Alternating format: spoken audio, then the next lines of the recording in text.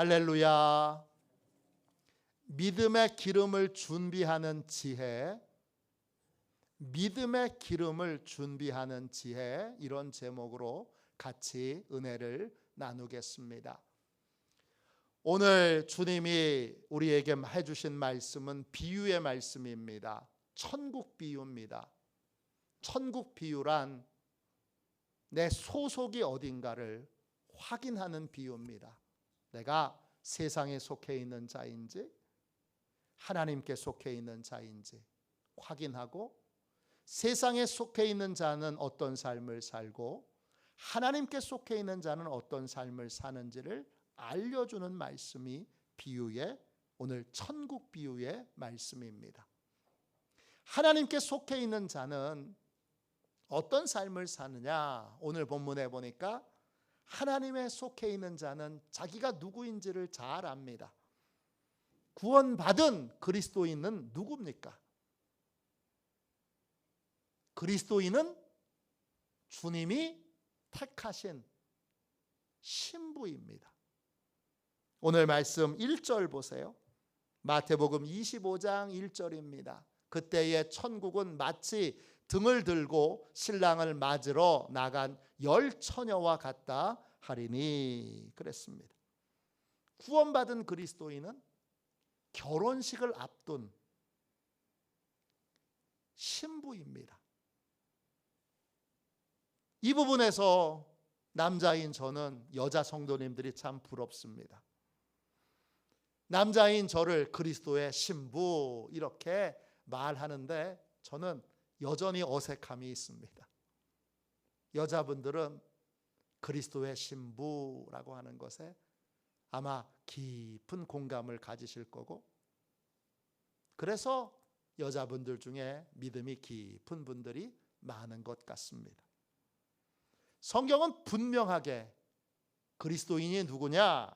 그리스도인이 주님이 택하신 거룩한 신부라고 말하고 있습니다.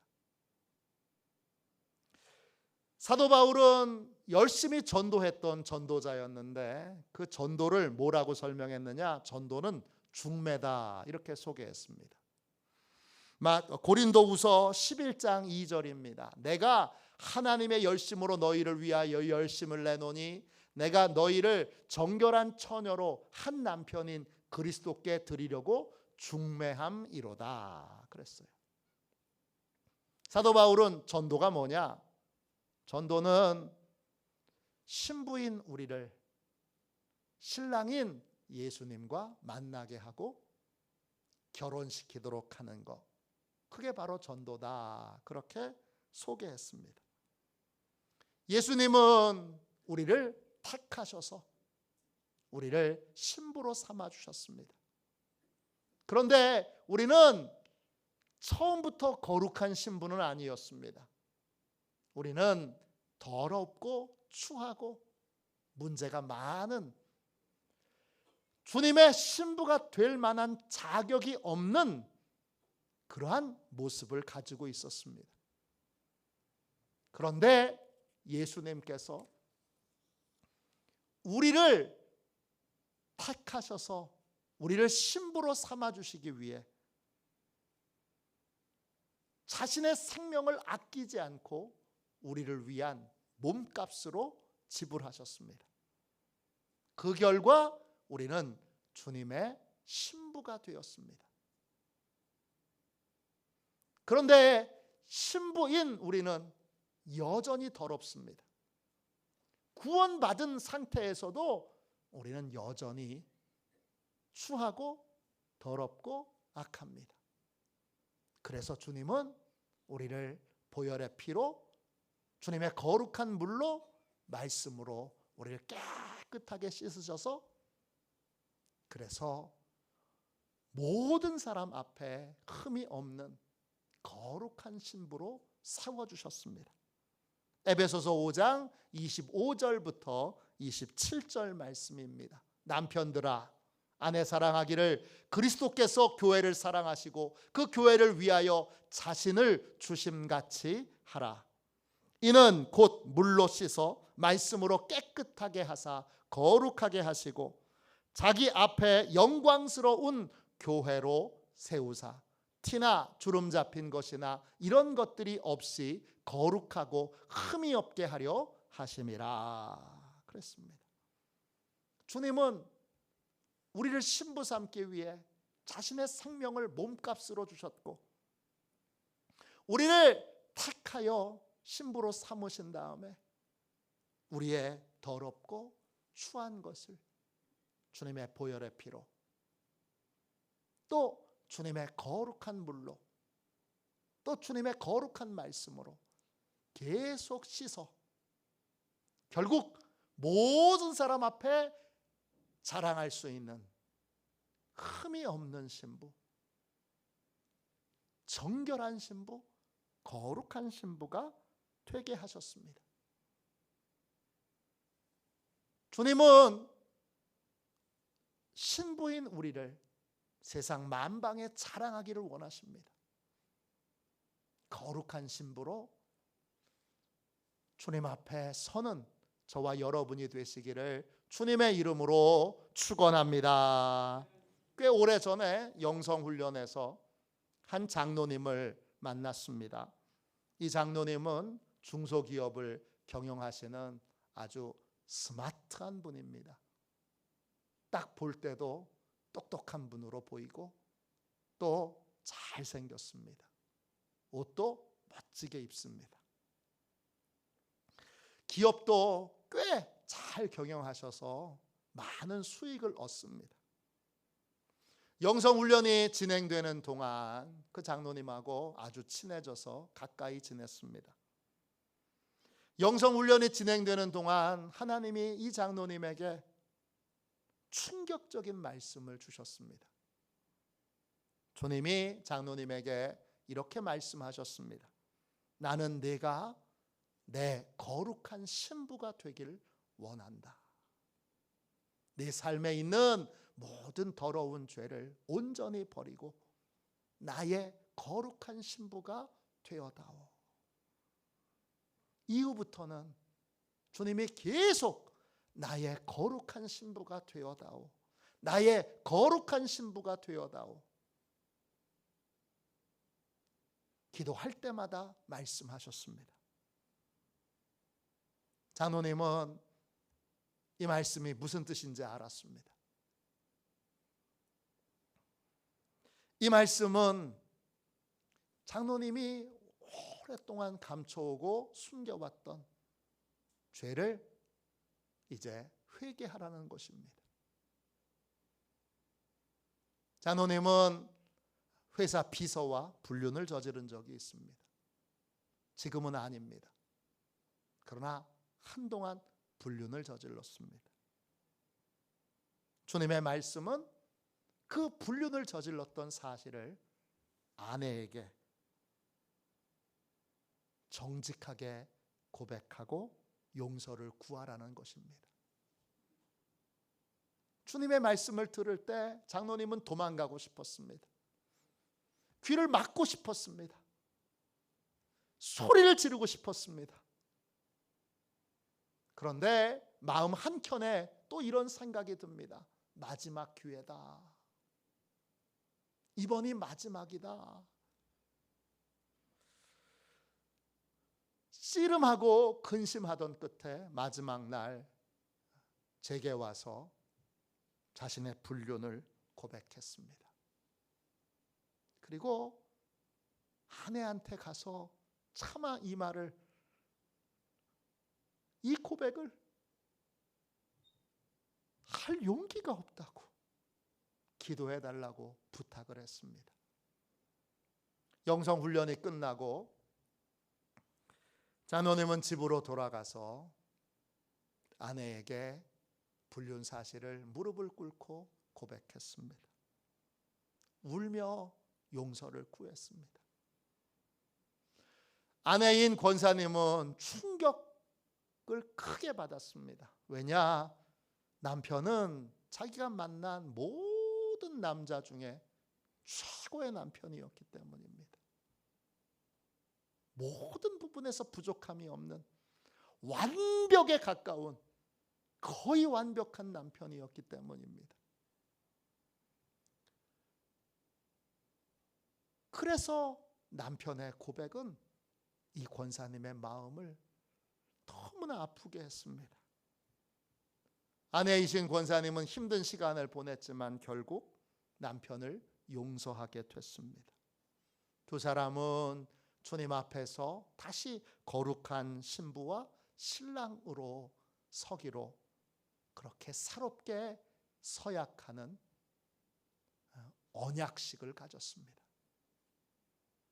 그 후 장로님은 자신을 순결한 주님의 신부라고 부르기 시작했습니다. 장로님의 소망은 사업이 잘 돼서 돈을 많이 버는 것도 아니고 또 큰 명예를 얻는 것도 아니고 인기를 얻는 것도 아닙니다. 장로님의 평생 유일한 소망은 주님을 다시 만날 때 부끄럽지 않은 주님의 신실한 신부, 거룩한 신부로 끝까지 살고 그렇게 주님을 부끄럽지 않은 모습으로 만나는 것입니다. 매일매일 그분은 새벽 기도에 나갈 때마다 주님 앞에 섰을 때를 상상하며 부끄러운 것이 없는지, 주님 앞에 신부로 자신의 영혼을 더럽힌 것은 없는지를 점검하고 확인합니다. 그렇게 신실한 믿음의 삶을 살고 있습니다. 모든 그리스도인은 주님이 택하신 거룩한 신부입니다. 더 정확하게 말하면 우리는 결혼을 앞둔 약혼자입니다. 주님이 재림하시는 날이 곧 결혼식입니다. 주님이 재림하실 때 그리스도의 신부가 된 자와 그렇지 않은 자는 운명이 크게 달립니다. 주님이 재림하실 때 믿지 않는 자들은 주님께 심판을 받게 됩니다. 마태복음 24장 30절 31절입니다. 그때에 인자의 징조가 하늘에서 보이겠고 그때에 땅의 모든 족속들이 통곡하며 그들이 인자가 구름을 타고 능력과 큰 영광으로 오는 것을 보리라. 그가 큰 나팔 소리와 함께 천사들을 보내리니 그들이 그의 택하신 자들을 하늘 이 끝에서 저 끝까지 사방에서 모으리라. 주님이 재림하실 때에 신부로 택함받지 못한 자, 구원받지 못한 자는 심판을 받게 될 것 때문에 통곡하며 울게 됩니다.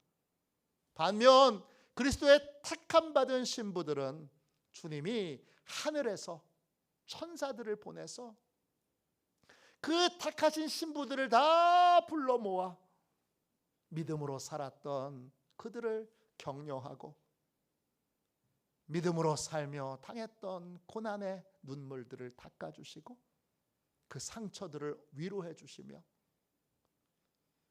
주님과 함께 세상을 심판할 자로 공중에서 함께 내려오도록 그렇게 큰 권세와 큰 능력을 주십니다. 그리스도의 신부는 그때 신랑이신 주님과 함께 세상을 심판하는 자로 오게 됩니다. 믿지 않는 자들은요 어떻게 되죠? 택함을 받지 못한 신부들은, 택함을 받지 못한 자들은 주님의 심판대 앞에 자기가 지은 죄에 따라 심판을 받게 됩니다. 요한계시록 20장 11절부터 15절까지 보세요. 내가 크고 흰 보좌와 그 위에 앉으신 이를 보니 땅과 하늘이 그 앞에서 피하여 간데 없더라. 또 내가 보니 죽은 자들이 큰 자나 작은 자나 그 보좌 앞에 서 있는데 책들이 펴 있고 또 다른 책이 펴졌으니 곧 생명책이라. 죽은 자들이 자기 행위를 따라 책에 기록된 대로 심판을 받으니 바다가 그 가운데에서 죽은 자들을 내주고 또 사망과 음부도 그 가운데에서 죽은 자들을 내주며 각 사람이 자기의 행위대로 심판을 받고 사망과 음부도 불못에 던져지리니 이것은 둘째 사망 곧 불못이라. 누구든지 생명책에 기록되지 못한 자는 불못에 던져지더라. 아멘. 주님께 택함 받지 못한 자들, 구원받지 못한 자들은 주님의 심판대 앞에서 자신이 지은 죄대로 심판을 받고 불웅덩이에, 불연못에 던져지게 됩니다. 거기서 영원히 죽지 않고 죄에 대한 벌을 받게 됩니다. 반면 주님께 택함 받은 신부들은 거룩한 성 새 예루살렘에 들어가서 주님의 위로와 사랑을 받고 천국의 영광과 존귀를 누리는 행복한 삶을 살게 됩니다. 이 행복한 삶을 주님은 결혼식이라고 말씀해 주시는 것입니다. 모든 그리스도인은 주님의 거룩한 신부이고 주님과의 영광스러운 결혼식이 예비되어 있습니다. 그런데 오늘 비유의 말씀에 보면 이 택함 받은 자들 중에 슬기로운 자와 미련한 자가 있습니다. 2절 보세요. 그 중에 5은 미련하고 5은 슬기 있는 자라 그랬습니다. 누가 미련한 사람입니까? 미련하다 이 말은 헬라어로 모로스입니다. 뜻은 현실 파악이 안 돼 있다 이런 뜻이에요. 미련한 사람은 누구냐? 내가 그리스도의 신부라는 사실도 모르고 또 주님과의 영광스러운 결혼이 예비되어 있다는 것도 모르는 사람. 그래서 영광의 직임과 영광의 미래를 다 걷어차고 세상에 들어가서 세상 사람들하고 똑같은 가치관과 똑같은 생각으로 삶을 사는 사람이 바로 미련한 사람입니다. 슬기로운 사람은 누굽니까? 슬기롭다 이 말은 헬라어로 프로니모스입니다. 뜻은 머리가 좋거나 똑똑하다는 뜻이 아니라 믿는 바를 실천할 수 있다 이런 뜻입니다. 믿음을 실행에 옮길 수 있는 것이 슬기로운 것입니다.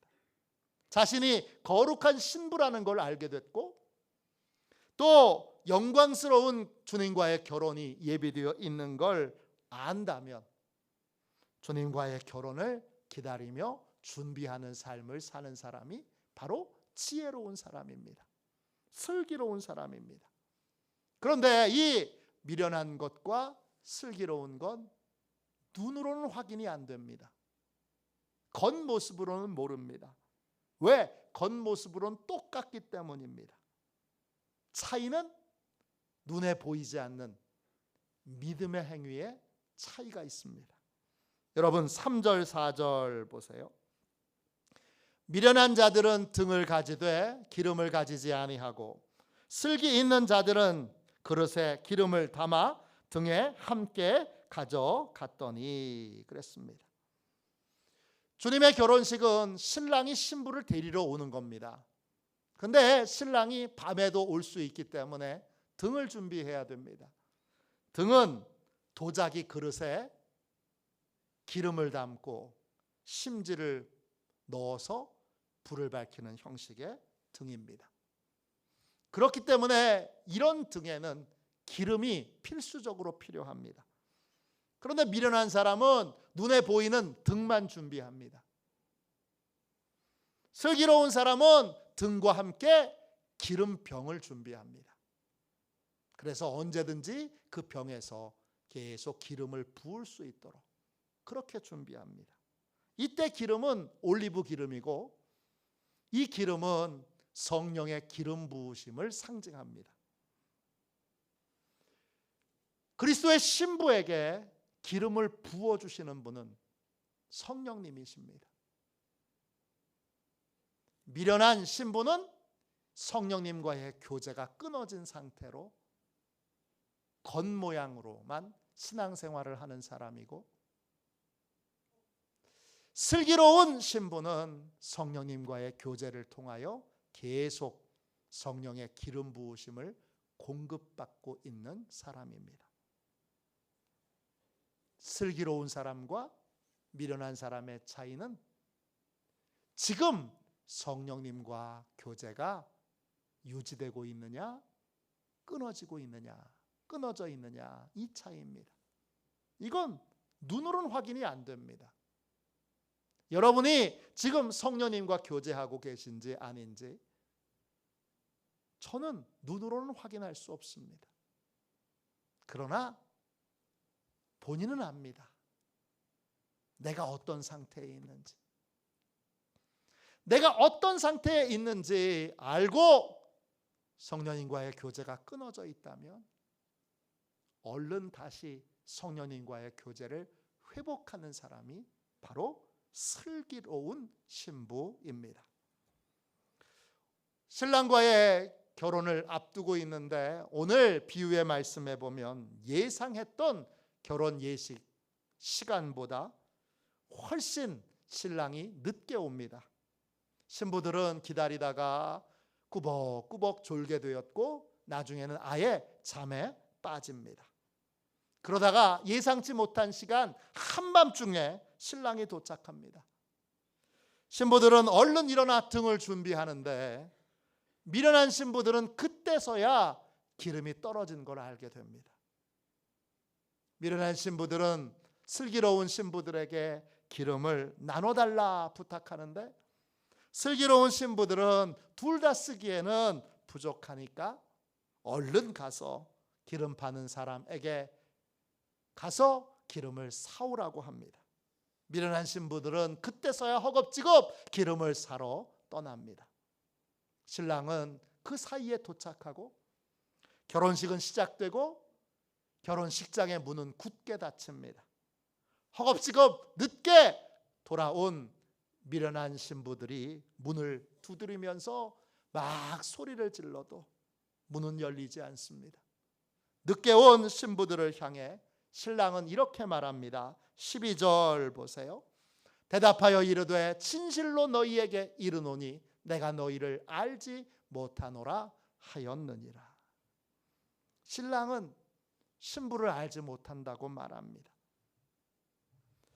기름을 준비하지 못한 신부는 이미 오래전부터 성령님과의 교제가 끊어져 있는 상태였습니다.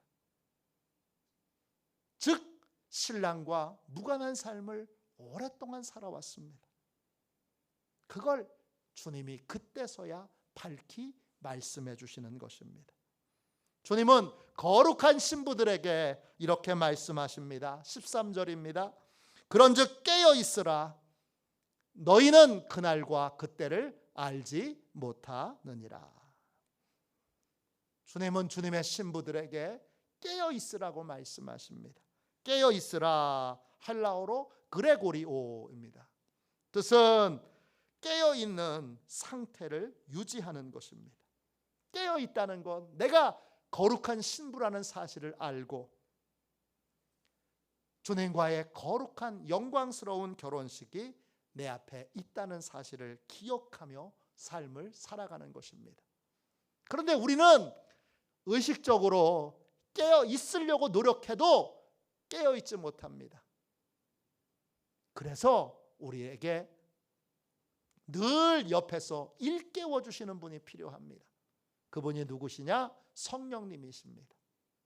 성령님이 계속 일깨워 주시고 또 성령님이 계속 새로운 기름으로 기름 부어 주셔야 우리는 이 땅에서도 진리의 빛을 비추는, 복음의 빛을 비추는, 빛된 삶을 살아갈 수 있습니다. 저와 여러분이 이 땅에서 거룩한 신부로 주님과의 교제를, 성령님과의 교제를 회복하여 늘 성령의 기름 부으심으로 늘 많은 세상에 영향력을 끼치는, 선하고 복된 영향력을 끼치는 복된 그리스도인들이 다 되시기를 주님의 이름으로 축원합니다. 그럼 성령님은 어떤 사람에게 기름을 부어 주십니까? 우리가 기름이 떨어지면 안 되는데 성령님은 어떤 사람에게 기름을 부어 주십니까? 첫 번째, 자신의 죄를 회개하는 사람에게 성령의 기름을 부어주십니다. 기름은 원래 하나님이 세우신 거룩한 일꾼을 세울 때 머리에 기름을 붓게 되어 있습니다. 왕, 제사장, 예언자들에게 기름을 붓습니다. 일꾼이라는 뜻입니다. 그러면 하나님은 어떤 사람을 일꾼으로 쓰십니까? 깨끗한 마음을 가진 사람입니다. 디모데후서 2장 20절입니다. 큰 집에는 금그릇과 은그릇뿐 아니라 나무그릇과 질그릇도 있어 귀하게 쓰는 것도 있고 천하게 쓰는 것도 있나니 그러므로 누구든지 이런 것에서 자기를 깨끗하게 하면 귀히 쓰는 그릇이 되어 거룩하고 주인의 쓰심에 합당하며 모든 선한 일에 준비함이 되리라. 주님이 쓰시는 그릇은 금그릇, 은그릇, 또 나무그릇, 질그릇이 아니라 주님이 귀하게 쓰시는 그릇은 깨끗한 그릇입니다. 깨끗하다는 것, 자기의 죄와 허물을 볼 줄 알고 자기의 죄와 허물을 눈물로 회개할 줄 안다는 뜻입니다. 바울은 이렇게 고백합니다. 디모데전서 1장 15절입니다. 죄인 중에 내가 괴순이라. 죄가 많은 순서대로 앞에서부터 쭉 줄을 세우면 맨 앞에 서야 될 사람이 납니다. 이런 뜻입니다. 바울은 누구보다 자신의 죄와 허물을 깊이 보고 깊이 깨달았고 깊이 회개했던 사람입니다. 그렇기에 성령의 놀라운 기름 부음이 사도 바울에게 있었습니다. 성령님은 누구에게 기름 부으시느냐? 죄를 회개하는 자입니다. 두 번째, 성령은 어떤 사람에게 기름을 부으시느냐? 주님의 명령에 순종하는 사람입니다. 기름은 원래 새로운 책임을 맡기거나 새로운 사명을 줄 때 기름을 붓게 됩니다. 그러므로 주님이 새로운 직분을 주실 때, 주님이 새로운 사명을 주실 때 우리는 순종해야 합니다. 그 직분에 또 그 사명에 순종할 때 하나님께서 성령으로 기름 부어 주시기 때문입니다. 마지막 세 번째로 어떤 사람에게 성령의 기름 부음이 임합니까? 새로운 직분이나 사명을 내 능력, 내 지식, 내 경험으로 감당하려고 하는 사람에게는 성령의 기름 부음이 없습니다. 성령의 기름 부음은 그러한 직분과 그러한 사명을 감당하기에 자격이 없고 능력이 없다고 고백하며 새로운 직분과 사명을 감당할 수 있는 능력을 달라고 겸손하게 구하는 자에게 성령님이 새로운 능력으로 기름 부어 주시는 것입니다. 미국 인디애나주 해몬드 제일 침례교회를 담임하셨던 잭 하일스 목사님이 쓰신 책 가운데 성령님을 만나세요라는 책이 있습니다. 참 좋은 책이고 또 귀한 책입니다. 이 책에 이런 권면이 나옵니다. 새로운 사역으로 부름받은 적이 있습니까? 새로운 명령을 받은 적이 있습니까? 그렇다면 몇 시간을 구별해서 하나님께 드리십시오. 하나님과 단둘이 만나세요. 하나님께서 부르신 그 일에 하나님이 당신을 준비시키시도록 성령의 기름 부음을 간절히 구하십시오.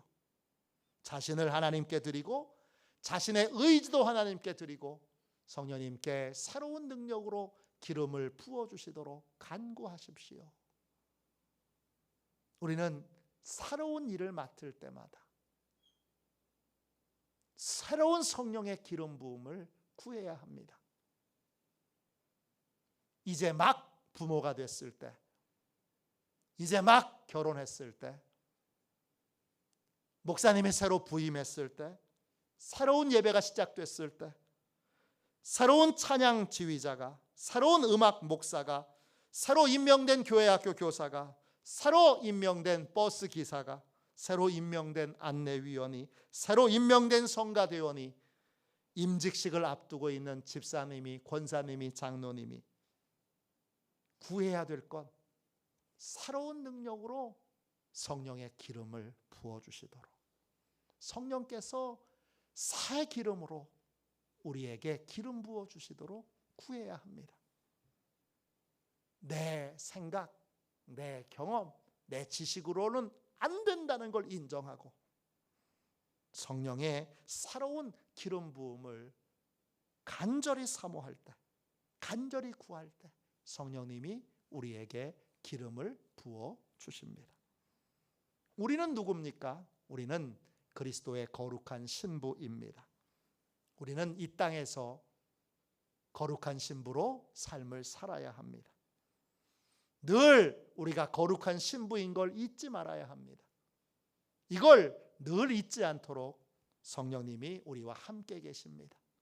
성령님과 교제하며 성령님의 능력을 구하며 성령의 기름 부으심을 받으며 우리는 거룩한 신부로 이 땅을 살아야 합니다.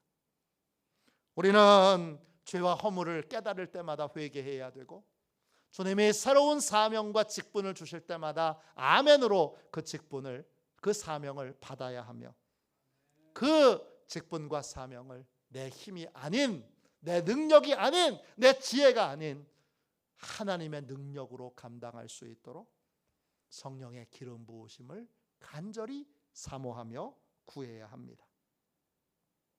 슬기로운 신부는 겉모양으로 안주하지 않습니다. 겉모양에 안주하지 않습니다. 사람들이 훌륭한 신앙인이세요, 참 믿음이 좋으세요, 그렇게 말해도 거기에 속지 않습니다. 슬기로운 사람은 자기의 영혼에 성령의 기름 부으심이 있는지를 확인합니다. 성령님과의 교제가 끊어지지 않고 유지되고 있는지를 확인합니다. 지금 여러분은 어떠십니까? 성령님과 교제하고 계십니까? 성령의 기름 부으심을 날마다 사모하며 그 성령의 능력으로 기름 부어주시는 은혜를 매일매일 공급받고 계십니까? 이 땅에 늘 깨어 성령님과 교제하고 성령의 기름 부으심을 받아 거룩한 신부로 서고 살아가는 우리 시온의 모든 가족들이 다 되시기를 주님의 이름으로 축원합니다. 이 시간 우리 함께 찬송가 292장을 우리 1절만 한번 찬양하고 뜨겁게 기도합시다. 주여, 성령님과 교제가 끊어지지 않게 해주세요. 성령님의 기름 부으심을 매 순간 받게 해주세요. 내 능력, 내 경험, 내 지식으로 사는 인생이 아니라 성령님이 주시는 능력으로 사는, 늘 성령의 기름 부으심을 공급받는 그러한 존귀하고 복된 주님의 신부가 되게 해주세요. 이렇게 우리 이 찬송 부르고 뜨겁게 기도하겠습니다. 박수 치면서 이 찬송 부르겠습니다.